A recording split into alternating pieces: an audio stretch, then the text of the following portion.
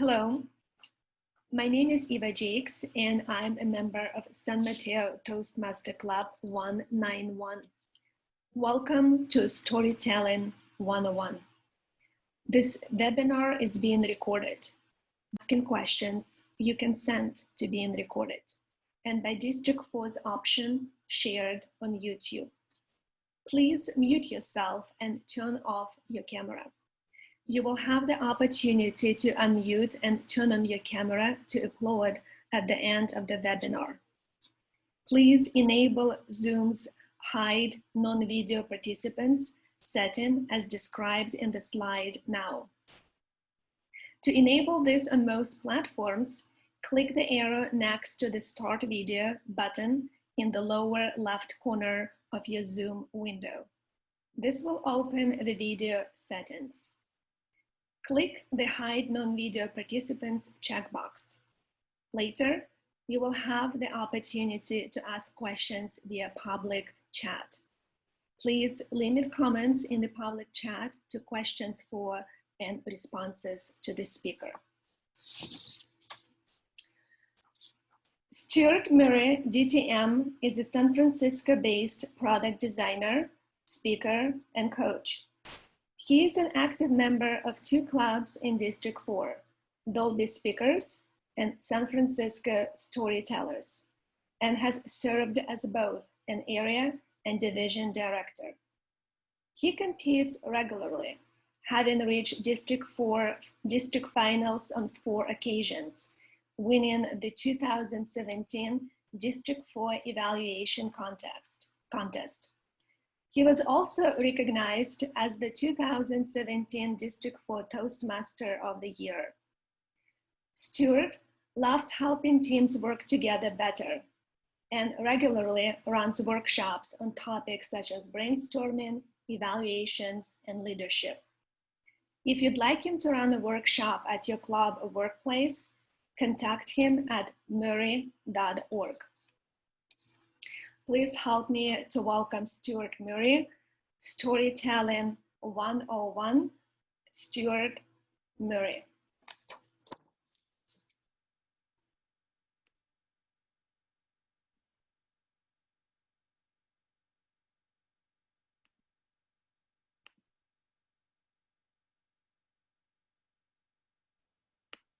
All right, there we go. Well, thank you so much for the introduction, Eva. And remind us which club you're from. I'm from the club 191 San Mateo Toastmasters.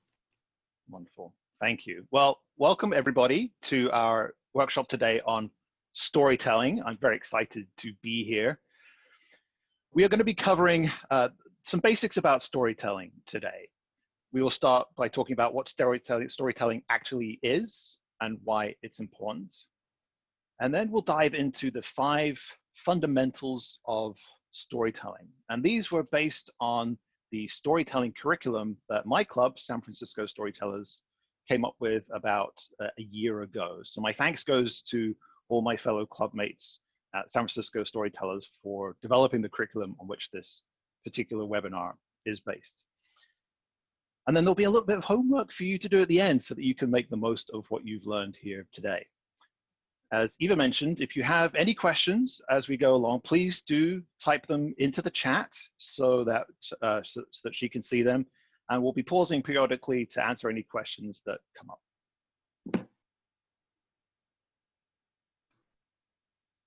So let's talk about storytelling. What is storytelling? Well, I think the answer to that is pretty straightforward, actually. It's telling stories, particularly when you are telling stories to an audience, like we commonly do at Toastmasters. Okay, well, that's straightforward. If storytelling is telling stories, perhaps a more interesting question then is, well, what is a story? Well, how would you define it? What do you think it is that makes up a story? If you have some ideas, type them into the chat just now. What do you think the important elements of a story are? How would you define it? Well, here's a definition that I found on dictionary.com. and it's this: a narrative. A story is a narrative, either true or fictitious, designed to interest, amuse, or instruct the listener. Well, that's a pretty good definition. I like the fact that it talks about stories being either true or fictitious. That certainly makes sense. And I also like the fact it talks about stories being of interest or to amuse or to instruct the person that's listening to it. But the narrative part, well, that needs a little bit more explaining. In fact, we'll be talking about the narrative of a story in a little bit. So instead, here's just a simpler definition. A story is an account of events, real or imagined. An account of events, real or imagined. And we'll be coming back to this definition periodically, but it's this idea that a story is just telling about some events that you or others may have experienced. So that's the definition that we'll use for this workshop. So we have some idea of what a story is, but why is storytelling important? Well, storytelling really is humanity's oldest art form. Before we learned to read or write, before we even learned to draw on cave walls, we told stories to each other. We have told stories to pass our knowledge from one person to another. We've told stories to pass information from one generation to another. We tell stories to make sense of the world around us. If you think of the myths of Greek mythology or of the Roman gods, they were all ways to try and explain what at the time could not be explained any other way. We use stories to share our experiences with other people. We use stories to educate, to inform, to entertain. We tell stories all the time, perhaps without even really realizing it. When we are interviewing for a job, for example, we tell stories about challenges and our successes in the workplace. When we're on a date, we tell stories of ourselves, hoping to impress our partner on the other side of the table. In fact, later on today on the other Zoom channel, Babu Ramabandran is going to be giving a workshop all about using storytelling in mentoring relationships. So storytelling pops up all over the place in all kinds of different situations. And so I think that learning to tell stories is an important life skill, especially being able to tell your own stories, because your stories are important. They matter, and the world needs to hear them. And so learning a little bit about storytelling, I think, is a good way of making sure that you are heard. So aside from teaching you a few storytelling skills in this workshop, I really hope that you leave feeling inspired and motivated to start sharing your stories with the world, because the world will be a richer place with your stories in it. Before we dive into the material, I want to see if we have any questions. Eva, are there any questions that have come up so far? Hi, Stewart. There is no question so far, but there are comments to your presentation so far that the point of the story is a morale. It's a journey. It's a presentation. Please, everybody send any questions if you have, and I will read them to Stewart. Great. Thank you, Eva. Yeah, I love all of those aspects. Certainly the idea that there's a moral or a lesson to be learned, we'll be talking about that a little bit later on. The idea of a journey, we'll be talking a little bit about that as well. All right. Well, I think it might be helpful before we dive into those 5 fundamentals to have a story that we could use to dissect in this class. So let me share with you a little story from my days in school. You know, I grew up in the UK and I went to a very old-fashioned school. The building was old, the teachers were old, the rules were old, the textbooks were old, everything about the school was very old. And it was also a very strict school. There were lots of rules, and the punishment for breaking them could be pretty severe. I think that the last public execution in the UK was in about 1964 or something like that. Pretty sure the last public execution at my high school was just before COVID. It's that kind of place. If you're a Harry Potter fan, my school was actually quite a lot like Hogwarts, except instead of magic, we just had misery. And instead of Dumbledore as our headmaster, we had Voldemort. So it was really very similar to Hogwarts, except just the kind of the evil part of it. But there was one teacher in particular that I was really scared of, and that was Mr. Alves. He was the deputy headmaster, the vice principal, if you like. And he was a really strict disciplinarian. He didn't let anybody get away with anything. And he had this really hawkish face, beady eyes, and this nose that looked like a hooked beak. And whenever he looked at me, I felt like I was a mouse about to be eaten for a snack. I did everything I could to stay out of his way and just not attract his attention. Well, every year, my school would put on some kind of performance for the end of the school year, maybe a concert or a play or a musical.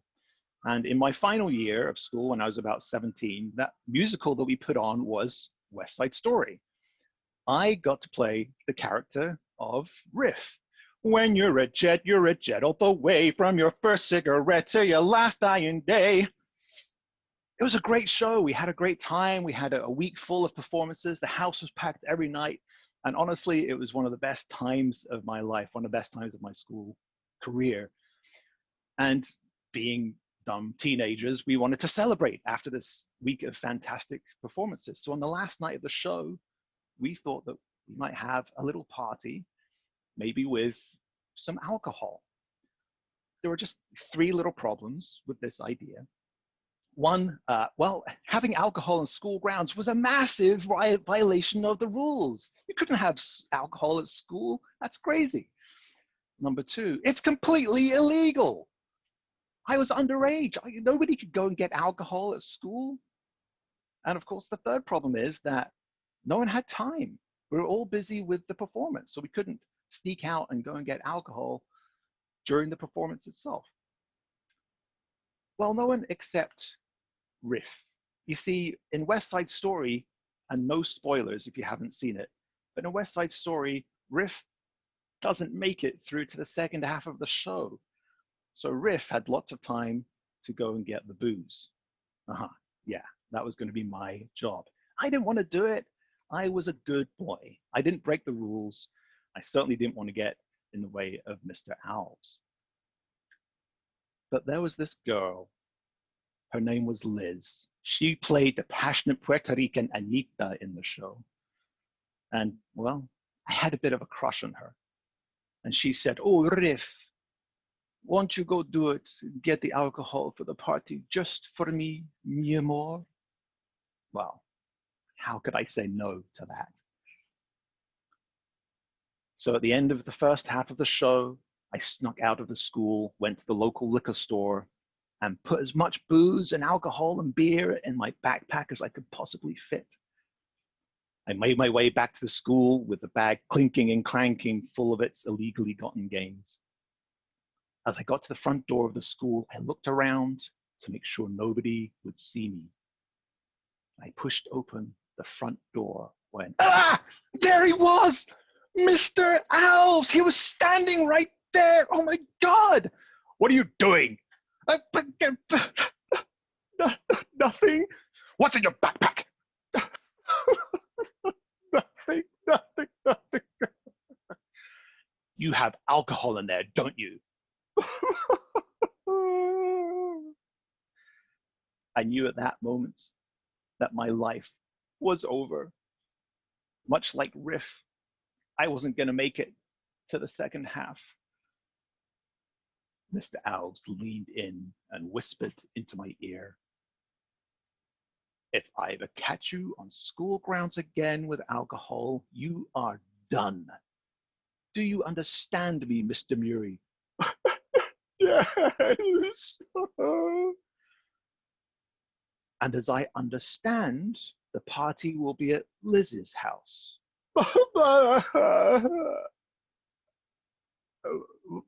What? Liz's house is outside of the school grounds and outside of my jurisdiction. Oh, thank you, Mr. Alves. Oh, thank you so much. I made my way to Liz's house. And when I got there and she answered the door, she looked at me exhausted and tears on my face and said, "You're so brave, mi amor. Come in." the rest of my school year finished without incident, I realized that, well, maybe Mr. Alves wasn't such a bad guy after all. I mean, he knew that I learned my lesson that day. I wasn't going to try anything like that again, especially not for the big end of school party that everyone else had planned. I also realized that I probably shouldn't be so judged to quick other people, and I certainly shouldn't rely on the reputation before making up my own mind. Mr. Alves was tough, but he wasn't a monster, and I'm sure it couldn't have been easy dealing with hundreds of idiotic hormonal teenagers every day. And finally, I learned that if you're going to sneak alcohol into school, don't use the front door. So that's a story that we can use as a specimen to dissect for the rest of this workshop. And we'll do that by looking at it through the lens of the 5 fundamentals of storytelling. Each of these could be an entire workshop in and of itself, but this is just enough to get started, and it's a great introduction to storytelling. So the 5 fundamentals are: number 1, the characters; number 2, the opening; number 3, the conflict; number 4, the resolution; and number 5, the narrative. So let's go through those now. The characters. Do you remember the definition of the story that we started with? It's an account of events. Well, in a story, these events don't just happen in isolation. At the very least, there's going to be someone there who is observing the events of the story, and most likely there are people who are causing those events, and there are people who are affected by those events. And those people are the characters of the story. They either cause events or they are affected by them. So think about the story that I shared. Who were some of the characters in it? Type them into the chat for all the characters that you recognized in the story or that you can remember.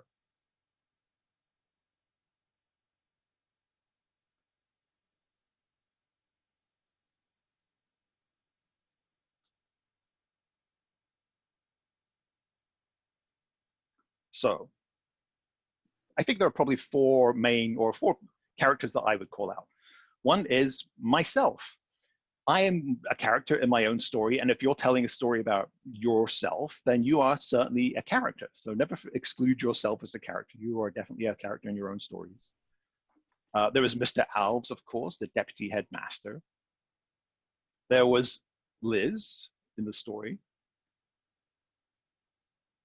The rest of the cast, I would also classify them as a character. Although I didn't really refer to them directly, they played an important role in that because they were all busy during the performance, that meant they couldn't be the ones to go and get the alcohol for the party. So that was left to me. So even though they weren't really referenced by name and they didn't exactly have a big role to play, they played an important role at that moment in the story. And so characters in the story they could have a large role, as Mr. Alves did, and to some extent Liz, or they could have a fairly small role. There are characters that will be there to help you in your story, and perhaps characters there that will get in your way. But whatever role they have, whether it's large or small, it's the characters of the story that cause events to happen and respond to those events or are affected by them in some way. That's what makes the storytelling interesting, is that there are often consequences for the characters of their actions. And we'll talk a little bit more about that in a little bit. So far, so good. We've got some idea of who the characters in the story might be, but we have to get to know them in some way. They have to be relatable. Now, that doesn't mean that we have to like the characters, but we have to be able to at least understand where they're coming from. We have to be able to develop a little bit of empathy for them. And that really means that we need to understand what their values are, what their motivations are, what their goals are, what they're trying to do. What is it that the characters care about and why? And in storytelling, there are really basically 3 ways that we can convey that information to our listener. We can look at the character's thoughts, the things they think about, the words, the things they say, or their actions, the things they do. And as your story progresses, the audience will learn more about who your characters are from the combination of these things, the things they think, the things they say, the things they do. So think a little bit about the story that I shared. What were some of the goals of some of the characters? What was my goal? Well, my goal, one of them at least, was to be able to sneak out and get some alcohol for the party. What was Mr. Alves's goal? Well, his goal was exactly the opposite. He was trying to make sure that nothing bad, nothing illegal, nothing stupid happened. And he was trying to keep everyone safe. Really, he was just trying to make sure that people followed the rules for their own safety. What were Liz's goals in the story? Maybe she had a little bit of a crush on me. I certainly had a crush on her. So maybe she was trying to encourage me to do something. I don't know. What was some of the things that were said? There was that dialogue that I had with Mr. Alves, where he challenged me about what was in my backpack. And finally, he told me that I could go to the party, or I leave the school grounds and go to the party off grounds. So all of these things tell us, they give us clues about what the character is really trying to do and what their role really is in the story. So all of these things help us understand who the characters are and make them relatable. So that's a brief intro to characters. Again, it's a very deep subject that we could spend all day on, but that's a little bit of information about the importance of characters in a story and what they're there for. They cause events or they are affected by those events. Characters have values and goals and motivations, and throughout the story, you want to reveal what those are through what the character thinks or what they say or what they do. So I'd like to pause there and see if there are any questions about the characters so far. Eva, do we have any questions? We don't have any questions, but we certainly have comments. For example, your goal was also to impress Liz. Mm-hmm. Yeah, sure. And please type any questions as you have, and I will read them to Stewart. Okay, Also, thank you, Eva. Sure. And also the goal of the cast was to blow off steam after all the performances. Mm-hmm. Yeah, exactly. And of course, another thing I learned is that girls are trouble. And even though I've learned that lesson many times, it still doesn't seem to sink in somehow. Love is a powerful motivator, of course. That's why love stories of all kinds are so interesting to us, because it's a subject that we can't seem to stay away from. All right, so those are the characters, our first fundamental. Let's move on to the second fundamental, which is the opening of the story. The opening of the story is a chance for us to set the stage for what's about to happen, to capture the audience's interest and attention, and to get them to start thinking about what's going to happen in the rest of the story. Oftentimes, the opening will introduce the place where the story is going to take place, the time approximately that it's going to take place, and maybe some of those important characters. For example, consider this classic opening. A long time ago, in a galaxy far, far away, Luke Skywalker has returned to his home planet of Tatooine in an attempt to rescue his friend Han Solo from the clutches of the vile gangster Jabba the Hutt. That is the opening of Return of the Jedi from Star Wars. A famous opening sentence, really, isn't it? Just one sentence. And from that single sentence, you already know quite a lot about what's going to happen. You know who some of the characters are. You've got Luke Skywalker, you've got Han Solo, you've got Jabba the Hutt. We know what's about to happen. There's going to be some kind of rescue attempt, which means that there's somebody who's currently imprisoned and therefore needs rescuing. And we know roughly when and where it's taking place. It's taking place on this planet called Tatooine that's in some galaxy far, far away. And this all happens a long time ago. How about the opening to my story? I grew up in the UK. I went to a very old-fashioned school with strict rules. There was a teacher who I was scared of named Mr. Alves, who's a strict disciplinarian. I mean, I know it's not exactly Star Wars, but I think it's still magical. And here's why. This is really why I love storytelling so much, why I think it is so powerful. The first couple of sentences of my story, I really didn't describe very much at all. And yet, every single one of you had an image in your head of all the things that I was talking about. You had some image of a school. You had some image maybe of me as a schoolboy, try to imagine that. You have some image of Mr. Alves based on what I said about him. And each one of you has a completely different image to everyone else, including me. I was there. I know exactly what it looks like. I could describe it in excruciating detail, but I don't need to because your imagination did all the hard work for me. It filled in a lot of the details without me having to say very much at all. And that's what makes storytelling so powerful, especially oral storytelling to a live audience like this. And that's exactly what you want to do as a storyteller. You want to rely on the power of imagination to fill in the details for you. If you've ever tried telling stories in the past and you find that people just seem to switch off, or they don't really seem to be paying attention, you even start to bore yourself with your own stories, one reason could very well be that you're actually adding too much detail. It's a common mistake. I've certainly made that mistake a lot of times in storytelling, is trying to convey too much detail, trying to paint too realistic of a picture. You don't need to. You can let your audience's imagination fill in the details for things that aren't that important to the story. So take advantage of that. Use the imagination of the audience to your advantage. So that's the second fundamental, the opening of the story. You're setting the scene, you're describing the initial environment, the time, the place, some of the characters, and getting the imagination going so that people start to think about what's going to happen next. Okay, we'll pause there and see, do we have any questions, Eva, about the opening or anything else so far? Yes, we do. We have a couple questions. The first question is, what do you think about opening with a profound quotation, with a profound question or quote? Mm-hmm.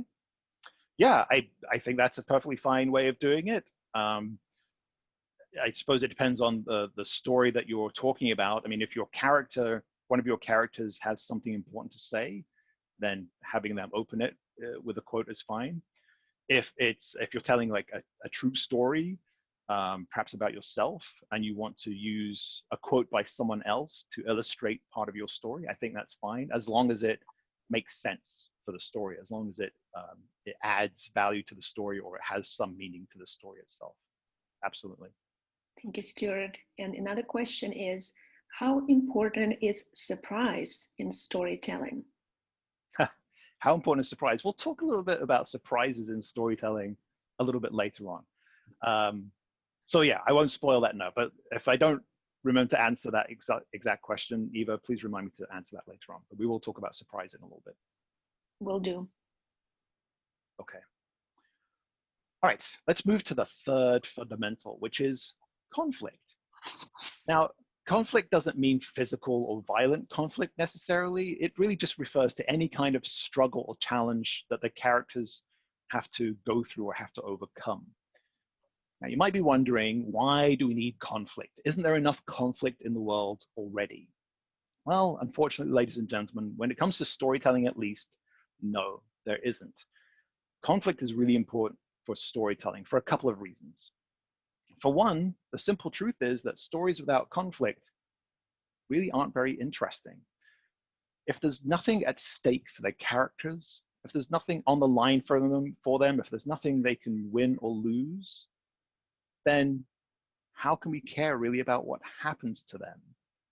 I mean, we can learn interesting things about characters and we can find a character very nice or we can find them very unpleasant. But if there isn't the possibility that they can change through conflict, then it doesn't make for a very interesting story, frankly. And another reason that conflict is important in storytelling is because it reveals a lot about the true nature of the character. If you think about it this way, when someone's back is against the wall, when they're facing some tough obstacle or challenge, that's when we get to find out who those characters really are and what they're really made of. So it's that conflict which helps us to explore who the characters really are. And this can lead to the transformation of that character. Remember I said earlier that often characters will change as a result of the events of the story. And it's often the conflict or the challenge in the story that causes that change, that causes that transformation. Facing a struggle, even if they don't succeed, can transform the characters in some way. In storytelling, there are really 4 types of conflict. You can look this up online and you'll find more or fewer than these 4, but these 4 are pretty good buckets for different kinds of conflict you can have in a story. The first is what we would call person versus person. And this is exactly what it sounds like, a conflict that arises between 2 people, or perhaps 2 groups of people. Luke Skywalker against Darth Vader, Harry Potter against Voldemort, me against Mr. Alves. Anytime we have 2 people going up against each other, that's person versus person conflict. And often the root of that conflict is that the 2 characters have different values. They have different goals. They have different motivations. They want different things. And so that's why it's important that in the story, you explain or you describe to the audience what those values of the characters are, so that when they come into conflict, you can see where they're coming from. The second kind of conflict that you might have is called person versus nature. Nature really is kind of a bucket for a lot of things. It could mean animals, it could mean robots or aliens, it could mean natural disasters like forest fires or earthquakes or viruses, or really anything that wouldn't necessarily be a character or a person in another sense. Person versus society is another type of conflict. This is where someone is railing against the expectations of a society or perhaps of a government. There are plenty of stories around this. 1984 by George Orwell, where Winston is going up against the oppressive totalitarian government, is an example of that. You could argue that me breaking the school rules and doing something slightly illegal and going to get alcohol was a conflict against society that I was facing. And then the fourth is person versus self, where a character is going through their own internal struggle. They're trying to overcome their own barriers. And often those are the most interesting stories. And often that's the root of a lot of the conflicts in a story. And all of these types of conflict, they create tension in the story. And you as a listener will probably have some kind of emotional response to it. In other words, you'll be emotionally invested in the characters and in what they're facing. In fact, it's quite likely that you will start thinking about what you would do if you were in that character's situation, how you would handle it. That's a sign of emotional investment. And as a storyteller, that's what you want to do. You want to get your audience thinking about what they might do if they were facing the same situations, so that they can then compare that to how the story actually turns out. So in stories, think about the conflict or struggle that the characters have to overcome. Think about how that reveals the true nature of the characters. Think about how that allows for emotional investment because we care about what happens to the characters, whether they're good or bad. I mean, you want the good characters to succeed, you want the bad characters to fail. Either way, you're still invested in the outcome. And think about the types of conflict, person versus nature versus society and versus self. Any questions about conflict? I don't see any questions. Please, everyone type in questions for Stewart and I'll be happy to read them to Stewart. Okay. All right. So we have characters who are experiencing some kind of conflict. Stories can have multiple moments of conflict, but usually there's a big moment of conflict which kind of leads to the climax of the story. And that then leads to our fourth fundamental, which is the resolution. The resolution describes the outcome of the conflict, how the characters have changed as a result of the events, what the consequences for them were, how the world around them has changed because of the events. You know, the events have consequences for the characters, and that's where this comes to light in the resolution. So it's really a time for reflecting back on what's happened. It's a time for comparing how the story started with how it ended, how the characters were before, how they are now. And often also a time to look to the future. You know, what is going to be different in the future because of what the characters went through. It's a time when the main message or purpose of the story often becomes clear usually in the form of a moral or a lesson learned. So think back to the story that I shared. What were some of the things that I learned as a result of the story?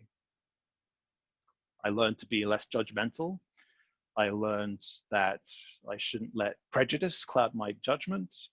I learned that even when somebody does something wrong and they breaks the rules, there's still room for mercy. I learned that girls can be trouble. I told you that already. I learned that, you know, when you're trying to do something shady, don't be so obvious about it. I mean, there's a lot of things you can learn from a story, but also think about not just what I learned. Imagine for, you know, what Mr. Alves may have learned. Imagine what Liz might have learned. Imagine what other people in the school might have learned. And so all of these things are an important part of tying off the story and making sure that the ending makes sense for all of the characters who are involved. The resolution is also a classic moment to introduce a twist to the tale.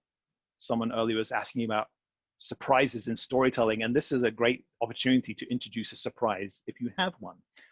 A famous storyteller, William Goldman, says that we should give the audience what they want, but not in the way that they expect. And so having a twist at the end of the story is a great way of doing that.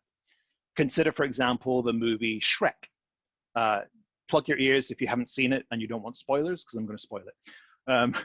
So at the end of Shrek, the beautiful princess, a human, Fiona, finally kisses the green, scaly ogre who is Shrek. And this is just like the classic frog and the princess fairy tale. In the classic fairy tale, the frog then turns into a handsome prince, and the two marry and fall in love and live happily ever after.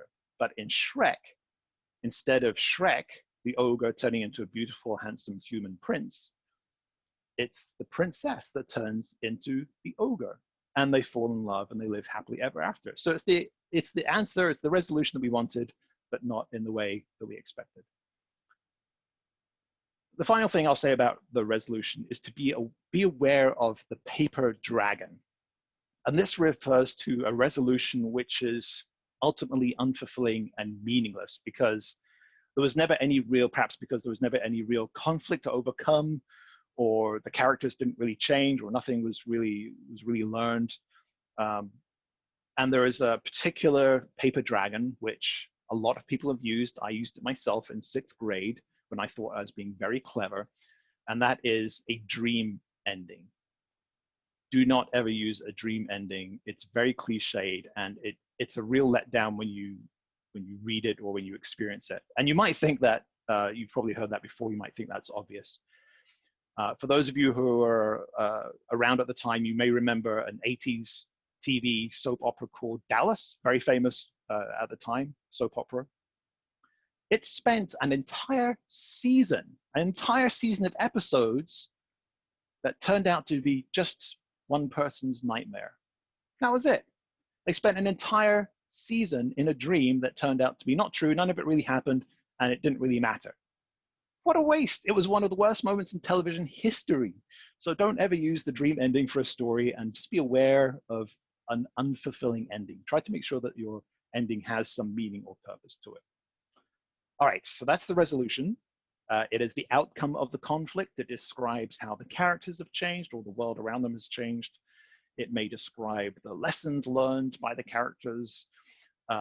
It's a chance for a twist, for a surprise.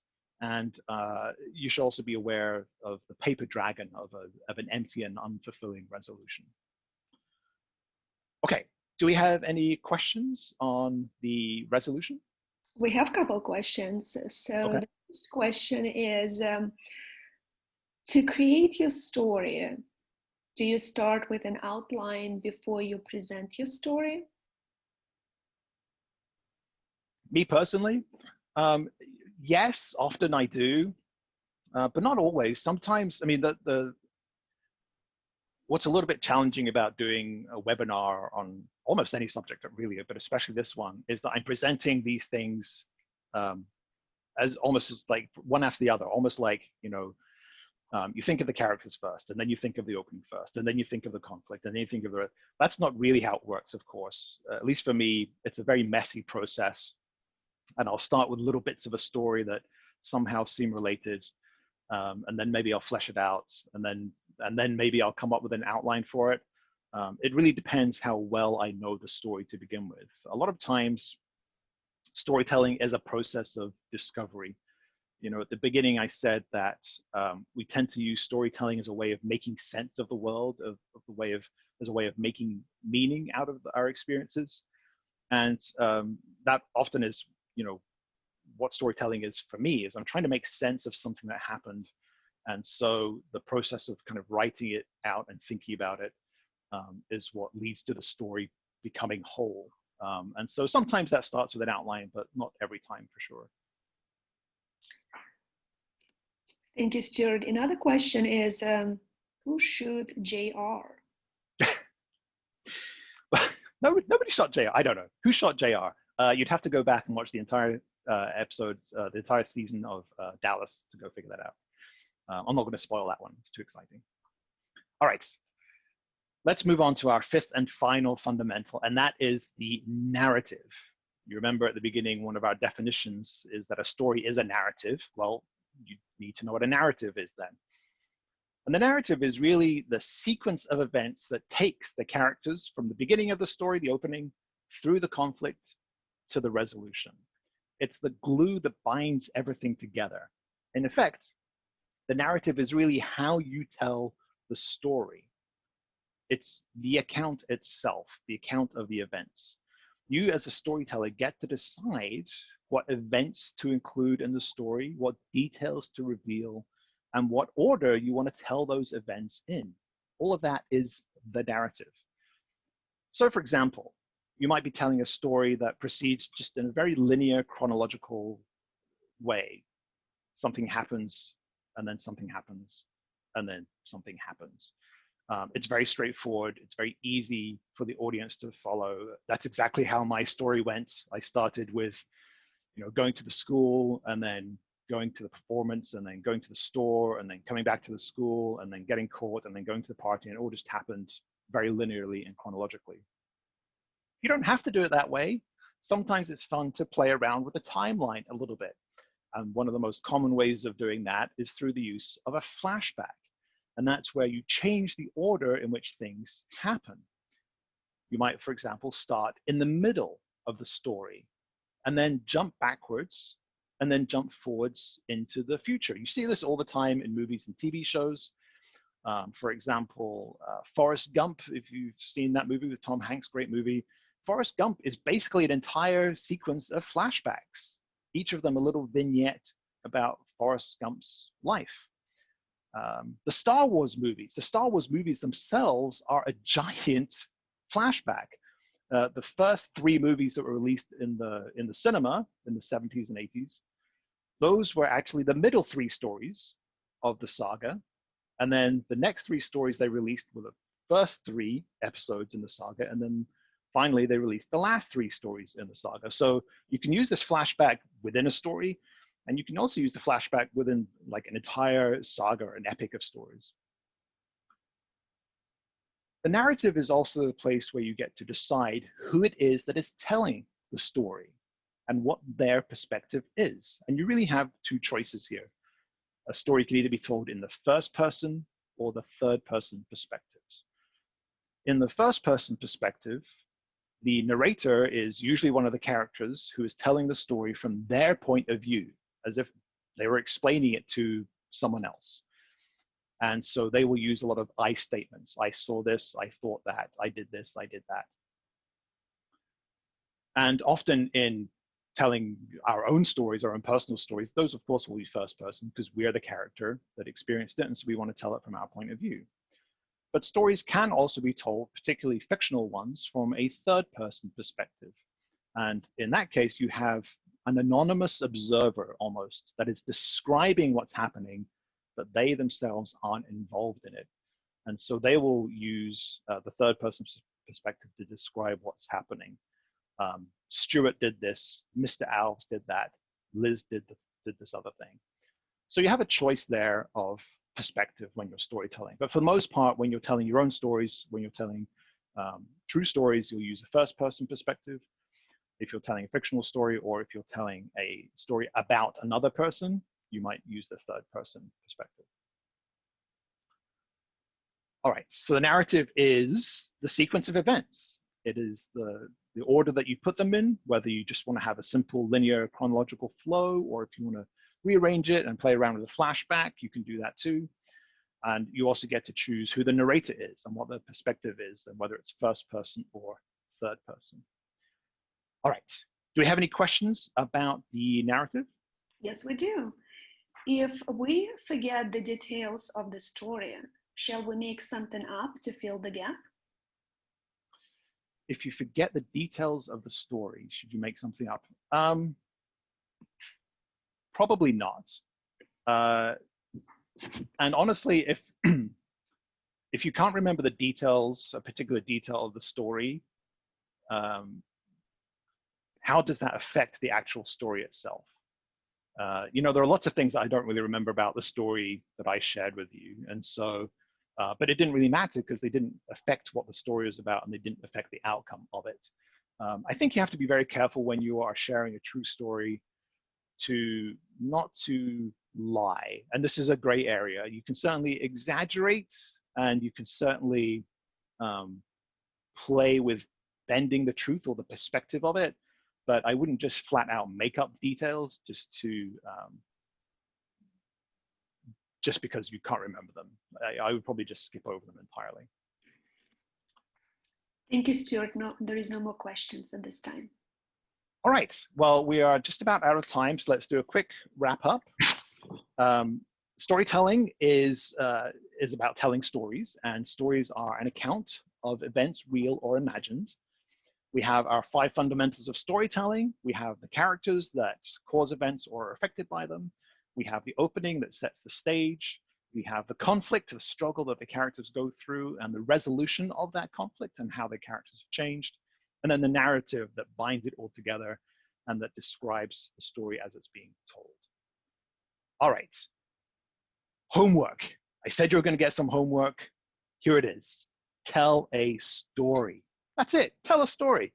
Perhaps at your next Toastmasters meeting, perhaps at your next one-on-one with your boss. If you have a job interview coming up, think about storytelling and telling your own story. Whatever it is, use these 5 fundamentals and just come up with a little story that you can tell. It doesn't have to be super dramatic. It doesn't have to be very exciting, but just get into the habit of thinking about stories from the point of view of those 5 fundamentals, and then use it to tell a story. So, so again, I'd like to thank all the people at San Francisco Storytellers who came up with the curriculum on which this workshop was based. There are some resources here. I believe that the slides will be sent out afterwards, so don't worry if you don't get to write these down. You can find them later. There are some great books on storytelling. I really liked Matthew Dix's Storyworthy. I think that's an excellent book. And if you're looking to just listen to great examples of short stories about real life, then the Moth podcast and the Moth books are an excellent resource.